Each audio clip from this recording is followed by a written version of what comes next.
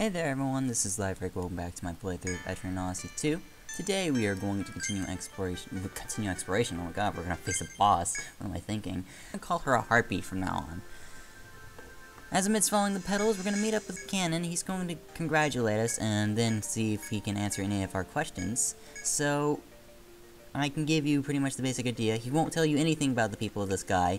The voice of God he's going to tell you he does know about, so it's just going to make the party more curious. It's actually worth going through, so I'm going to show you. As the chief of the winged ones about the voice of God, look, and Almighty No gave birth to us, voice tells something we already knew.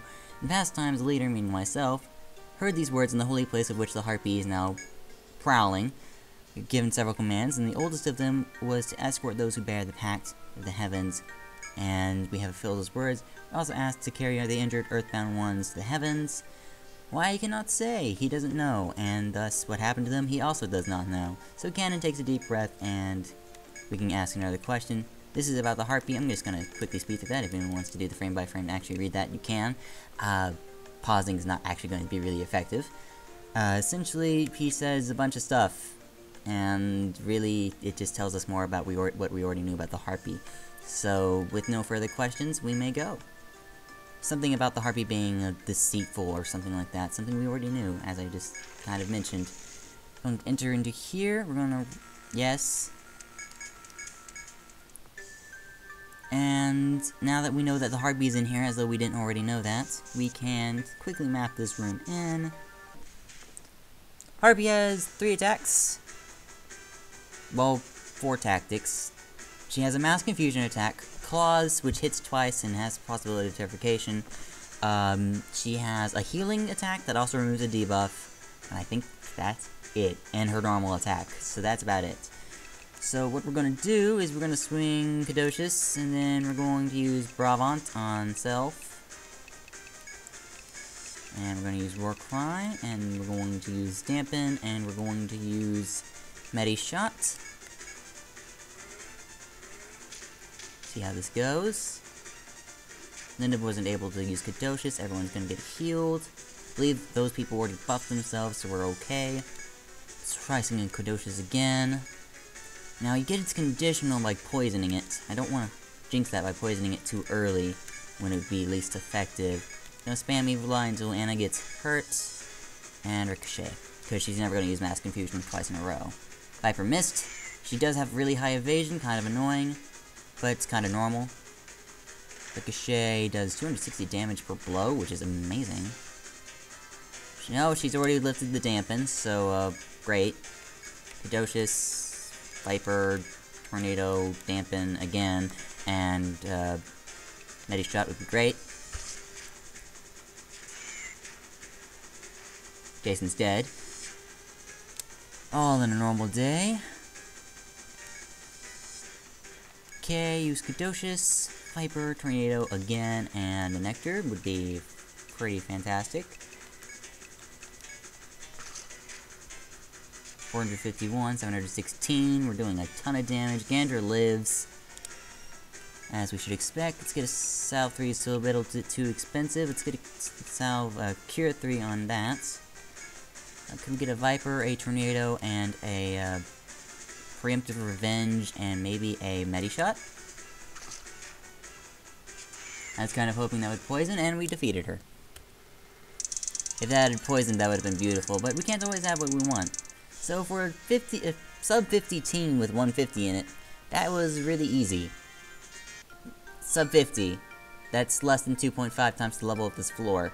I'm not even the appropriate level. I'm slightly under-leveled, and this boss is a champ. I remember seeing a video earlier today.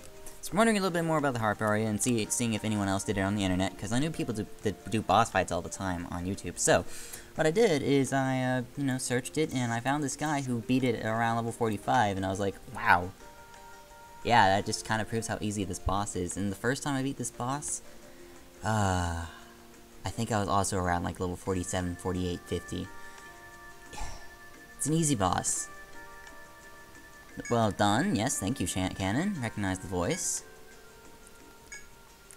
Regards you. Impressed for looking up into force continuing. You have recovered our Holy Land.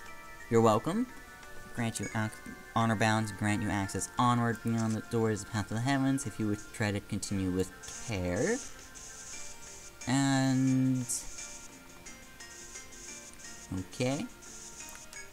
And it points to the way of the door on the far side of the hall. When you continue deeper in the labyrinth, or you may head back. Actually, we were not quite done mapping the hallway, because there's still these two little nubs. Okay, now that the map's all pretty, and I don't feel like anything's wrong with it anymore. The last section of the 20th floor. We're probably not going to be on the first run for quite a while after we leave it. Actually, that's a lie, because we're going to be doing quests relating to this. But, I could just kind of hang you here and see you guys next time, but I do think that's a little mean, and I'd rather cover a lot of plot stuff in one episode if we can. So here's the stairs up.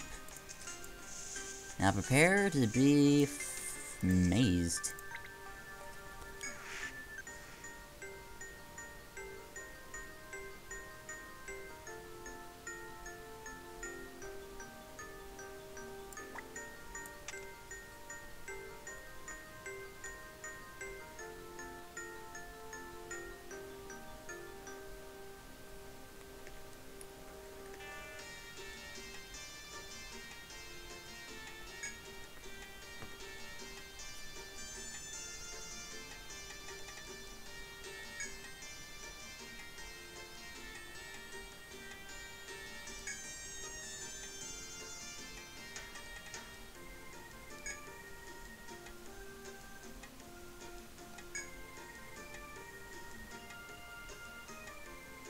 Now, I've actually done these first two responses.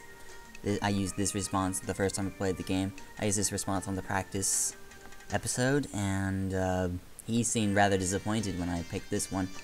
But I'm curious, and I know no matter which one I pick, I'm probably going to be able to go through, so let's see what he says if I say this.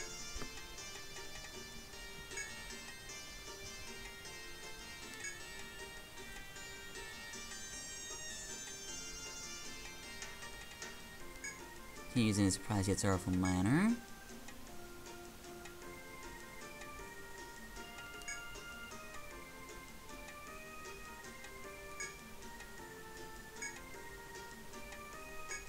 Okay, well, if you pick the first option, he's just going to be normal to you. Pick the second option, he's going to be very disappointed in you and raise the encounter rate significantly. And if you pick the third option, he doesn't really, he's kind of surprised and doesn't do anything. So let's enter the castle, and this is what the insides look like. This is the final time we're going to be able to see the outsides of the place. Well, for a long time. We're going to be back to this view in an episode from now. But for now, welcome to the 5th Stratum. This is the 21st floor. This is the first level of the ship. The Heavenly Keep. This place is so dangerous, and yet looks so not intimidating. It's ridiculous. And this ship is the king of symmetry, I will tell you that much. And I'll get more in depth on the 5th Stratum when we start initial exploration in the next episode. For right now, we're really just going to wander over and get some more plot stuff done at the town. But we will be back to visit this place for sure. This game's amazing. Okay, so that's one way, and this is kind of like the slippy slide tiles that we've experienced in games prior. So, and very similar to the ice tiles and the 3rd Stratum, but not quite. We're going to get into more concepts that these things introduce later. That's for another day. Don't really want to dive into this place just yet, otherwise we'd be here all day. So, because this place is so amazing. Let's go return to town and get some more plot stuff done, then we'll return here.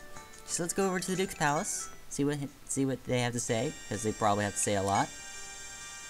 Okay, it doesn't look like they want to accept anything, so much for that. So let's go over to the City of Trading, sell off this harping wing. We didn't get the conditional this time. We're probably going to have to wait a while on that. Got a katana. The conditional isn't really something I'm looking for anyways, so it does not bug me that we didn't get it. Let's go ahead and replace that. It's been a good use. Go ahead and sell it, since we're not going to be facing Harpy for a little while. So hey there everyone, this has been, yeah, I know, awkward. Hey there everyone, this has been Life, as always. I thank you for watching. I'll see you guys next time. Goodbye.